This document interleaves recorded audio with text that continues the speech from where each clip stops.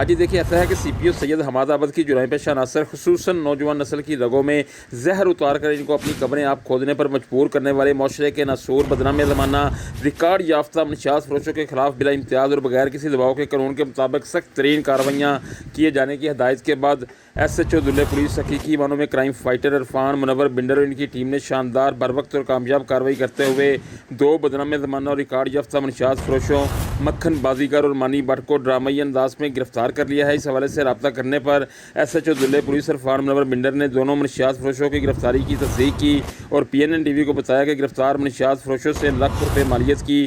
2 کلو 890 gram چرس برآمد کر کے ان کے خلاف قانون کی دفعہ 9C کے تحت مقدمہ درج کر لیا ہے۔ SHO دھلے پولیس عرفان منور بنڈر کا مزید کہنا تھا کہ منشیات فروش معاشرے کا ناسور ہیں جو خاندانوں کے خاندان تباہ و برباد کر رہے ہیں۔ ان کے خلاف قانون کے مطابق سخت ترین کارروائیاں عمل میں لائی جا رہی ہیں۔ علاقہ تھانہ دھلے میں منشیات فروشوں کے خلاف کریک ڈاؤن کا آغاز کر دیا ہے۔ کسی بھی منشیات فروش کو چاہے وہ کتنا ہی بااثر کیوں نہ ہو کسی بھی صورت برداشت نہیں کیا جائے گا۔ SHO عرفان منور بنڈر نے شہریوں سے بھی اپیل کی اور کہا کہ وہ اپنے ارد گرد منشیات فروشوں پر کڑی نظر رکھیں اور ان کی اطلاع براہ راست ان کو دیں تاکہ نوجوان نسل کو برباد کرنے والے ان بے رحم اور سفاک عناصر کے خلاف سخت ایکشن لیا جا سکے۔